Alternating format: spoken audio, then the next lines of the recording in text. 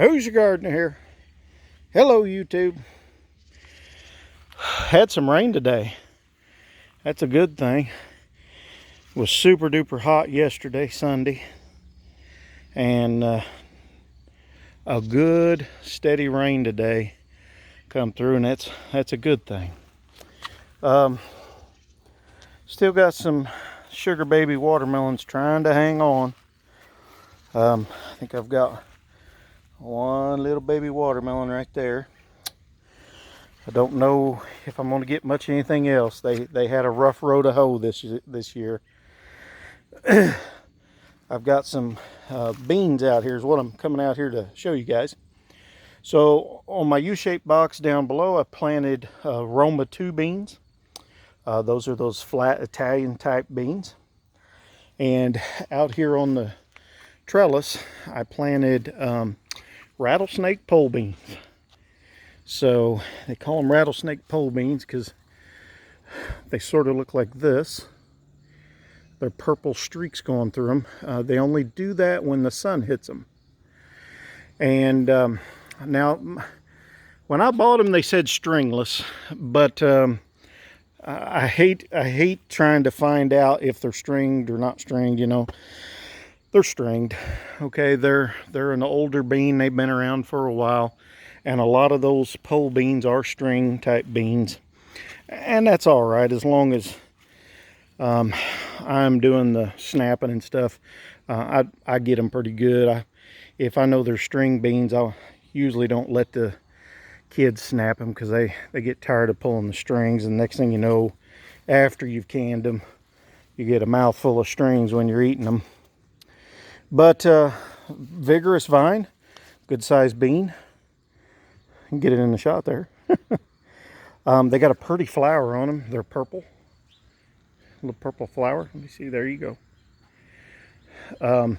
Like I was saying in one of my other videos, a lot of times your pole beans, beans in general, a lot of times the flower is a yellow, or I'm sorry, a white flower. But these are purple. I don't know if I got an example in here where the sun did not hit any. Here's one. You can see he was tucked in behind the leaves, and he did not get that purple on there because the sun didn't get to it. But wherever the sun hits, here's one here that's kind of halfway up. He's purplish on the backside. He's totally green. But they're a cool bean to grow. I got a little eat on that one. That's all right. He ate a little bit. I'm gonna eat the rest. Vigorous vines.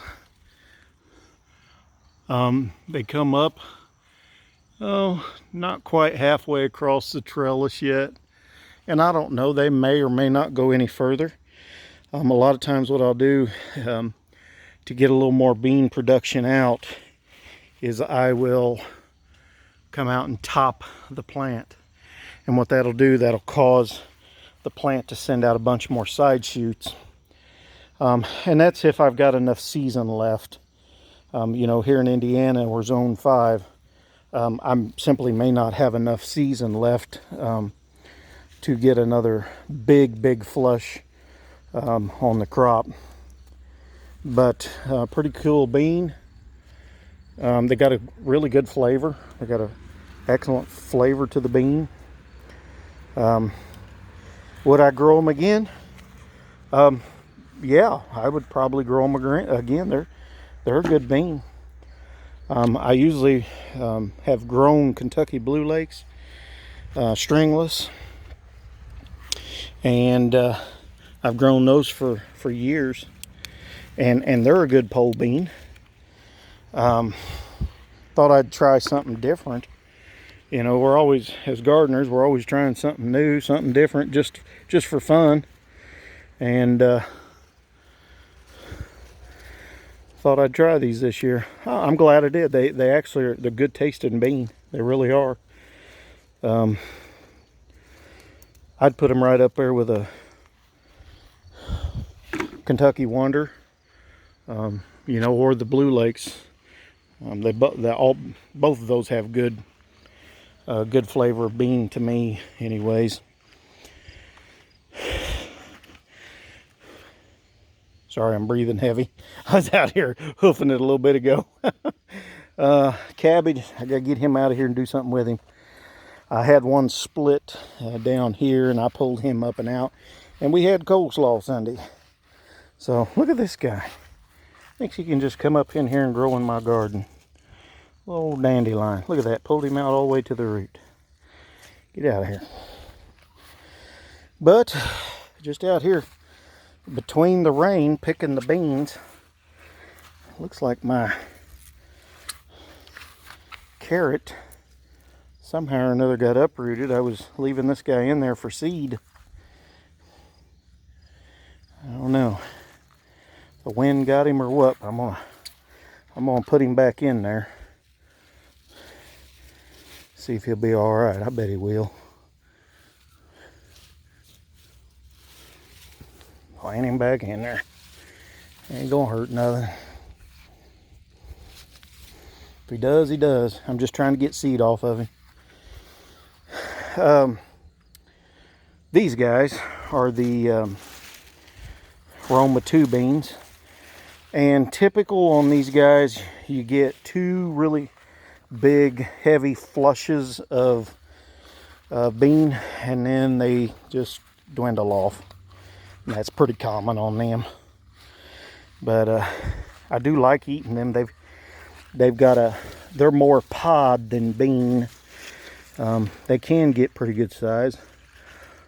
Here's one here.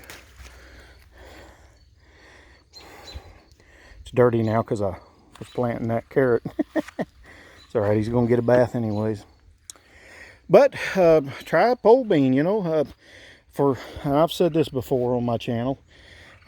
Many a times growing up, people say, man, you don't want to grow pole beans, they're a hassle. No, finally I've thought to myself, how do you know it's a hassle if you have not grown them yet? Maybe you ought to try it. And at first, I tried tripods, TP type designs, all kinds of stuff, and I was just about to give up. And then finally, I said, you know what, if I'm going to do this, I need a structure. And so I built a structure. And I built 2 structures. So there's the tomato structure, and next year I'll put beans on that. I think I don't know that I need all of that in beans, but I might do beans on one side and cucumbers on the other. But it's easy, and one thing I love about it is if you build the right structure, I don't have to bend over and pick beans at the ground level. This is in a 2-foot box, so this isn't too bad. I can get a bucket and sit down and pick beans on these bush type beans. But these guys here, I just simply stand up and pick them. I pick on the outside for a while until I start looking slim, and I go on the inside and I'm like, oh, here's some I missed. So try some pole beans. I'm going to encourage you to, because when I first started gardening, people told me, yeah, you don't want to grow them. They're a pain. They're hard to handle. That you got to have a structure for them. Build a structure. Build a good one. Something that works for you. And then plant you some pole beans, man. Heavy producers. I will tell you this. These guys produce a whole lot faster, a whole lot quicker, but it's all at one time. Like I said, maybe 2 big flushes of beans, and then they kind of dwindle off.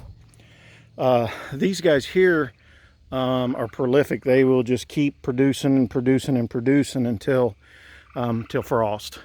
I've picked these the day before freezing weather came, and like I said, they produce until the end. They're kind of like an indeterminate type tomato. It's kind of that same concept. Those vining beans, they just keep going.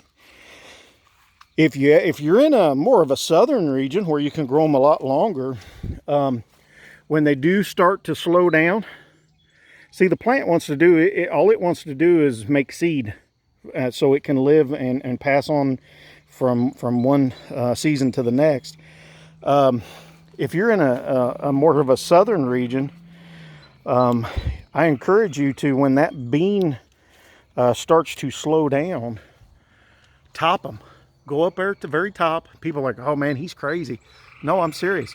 Top them off, take a pair of scissors, cut the vine. And what'll happen is it'll send out shoots out the side, and you'll get a whole nother crop of beans off of those. So just a little bean video today. Try to encourage people, because people told me, you know, you don't want to do that. Well, you don't know unless you try it. I love them. I think they're excellent. They're clean. When you pick them off, you know, bush beans, a lot of times they're dirty. You gotta wash them and everything else before you can even process with them. These guys are clean as soon as you pick them off. Now I do wash them, but they're pretty clean to start with. So no mud, no dirt. It's because they've been sitting here and the good Lord's been washing them. All right, who's your gardener here? Lord bless. Have a good day.